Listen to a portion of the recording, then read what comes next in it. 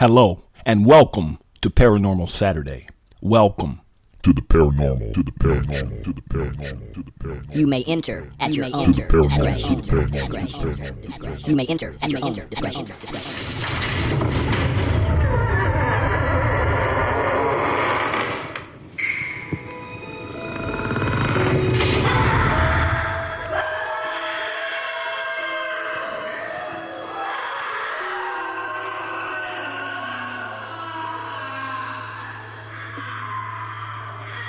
Hello.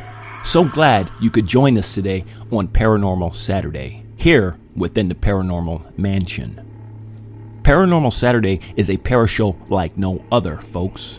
For here, we do dabble a bit in theatrics, as well as satire, skits, and whatever else will help highlight certain themes and drive home the point. Also, folks, I don't host this show alone. For I also happen to have two fictional made-up co-hosts who go by the names of Mr. Small Paint and Mr. Big Stuff. They both provide a bit of comic relief and balance to the show when needed. Boss, am I funny to you? Shut up, Twinkle Toes. Anyways, with that being said, please do have a seat and buckle up. For as usual, you're in for one heck of a ride as we explore the paranormal. So let's do this.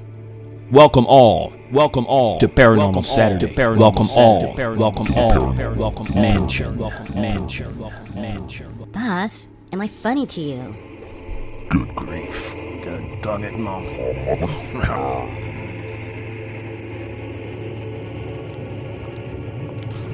Hello, folks, and welcome to yet another edition of Paranormal Saturday.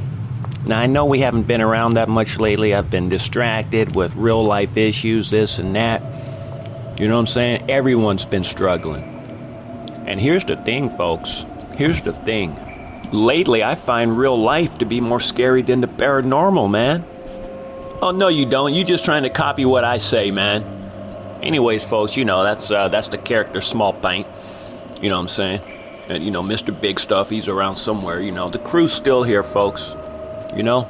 But look at here, like I was saying, lately I find real life to be more scary than the paranormal for many reasons.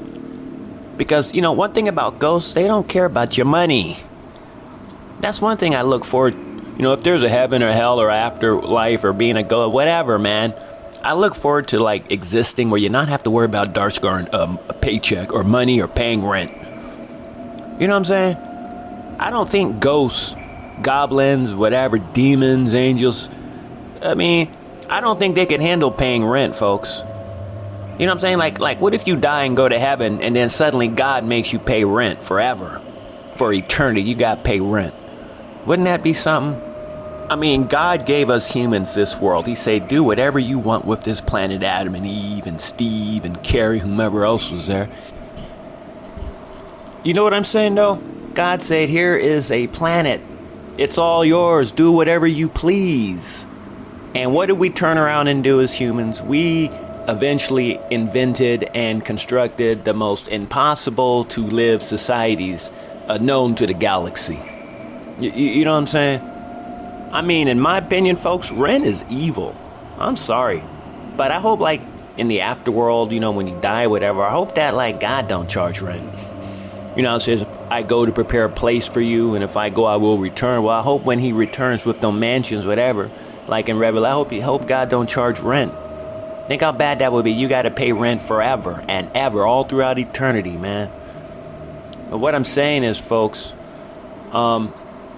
spirits, goblins, whatever, they don't know the stress of, like, rent and trying to pay your bills every month, your utility bills. So they got it pretty good.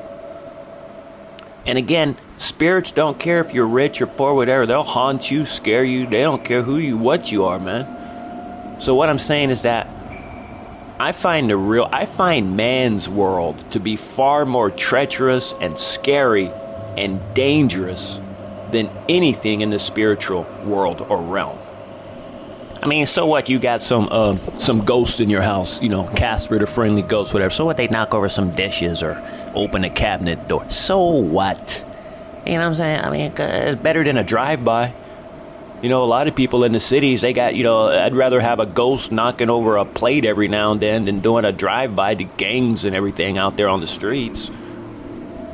But yeah, folks, for me, the paranormal is just an escape. I actually find it more relaxing to pretend or imagine that there are ghosts or goblins or something hiding up under my bed than to actually have to walk out my door every day and deal with the streets or, a man's reality. What about like The Exorcist? Didn't that frighten you? Yeah, come on, man. That girl was probably on bath salts. Okay? People act like that on the street. They on heroin or what you call that other thing? I forget. Fentanyl, man. That lady was on that bath salts. That wasn't no devil in that woman. The devil don't got no reason to act like that and contort people's body like that. All right? But boss, that was based on a real story. No, it wasn't, man. Quit. That's why you autistic. You believe in everything you read. Okay, if it happened in real life, I guarantee you they had some bath salts. Like that dude that bit off another man's face a decade ago in Miami. He was walking around naked like a vampire, a zombie biting people, man. Drugs will do some weird stuff to you, alright? I mean, folks, the devil, do you really think the devil... Like, when humans try to mimic the devil, why do they always make him like a monster and like insane and a lunatic? I mean, the devil was once basically the vice president of heaven. So how would the devil, the best looking angel, whatever, go from, being a very stellar being to now, acting like a lunatic when he gets inside of people? Something don't seem right about that, folks. To me, when I think of the devil or Satan, I see, if I could put it in human terms, I see a character like someone suave businessman driving around in a Ferrari.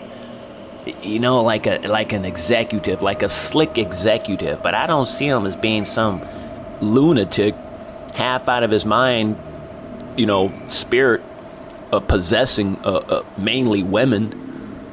I mean, why doesn't the devil possess whales or lions or elephants? Or maybe they do. Maybe that's when animals attack men. You know them videos when animals attack? Well, maybe when them animals are attacking men, maybe they're possessed by demons. Has anyone ever thought about that, man? I don't know, folks. But I tell you what, the one thing I still won't really mess with in real life is a Ouija board. I think I've done one online. You know what I'm saying? I played with one online, like internet type one. I was drunk or something. But I've yet to buy a real life or order a real life Ouija board and play with, because I've read some stories in them. That's one of the few areas that still creeps me out. It's like Ouija boards, man, and how people play with them things. And you just hear some real creepy stories. Now, some people seem to do all right. Like mediums, like them old sweet Mother Goose women. Oh, it's just a board. You just got to know what you're doing. Okay, fine, you do. Someone like me, I don't want to conjure up some weird demon Zuga Booga name or something. They be having them weird names like Zagahuga. Whatever, man. But I wonder how you pronounce that in Japan or in Japanese. But yeah, I won't touch a real life Ouija board. I got enough issues, man. I don't want something crawling around in the cellar, in the attic. I ain't gonna be like in the movies. I ain't gonna open up the cellar door. Oh, is someone there with a flag? Are you kidding me? You could stay up there. If someone's up in the cellar, let them stay in the cellar. I ain't gonna go up there and, Mike, is that you? Huh? Whatever. Anyways, folks, I'm gonna wrap this up. Thank you for tuning in to this episode of Paranormal Saturday, which is more like Gerstern Paranormal meets Sanford and Son, or Paranormal meets the streets. Okay? But who knows? Maybe soon I'll pick up production again, and I'll try to discipline myself enough to put together a serious show. And with that, we are out. Be well and stay out of the attic.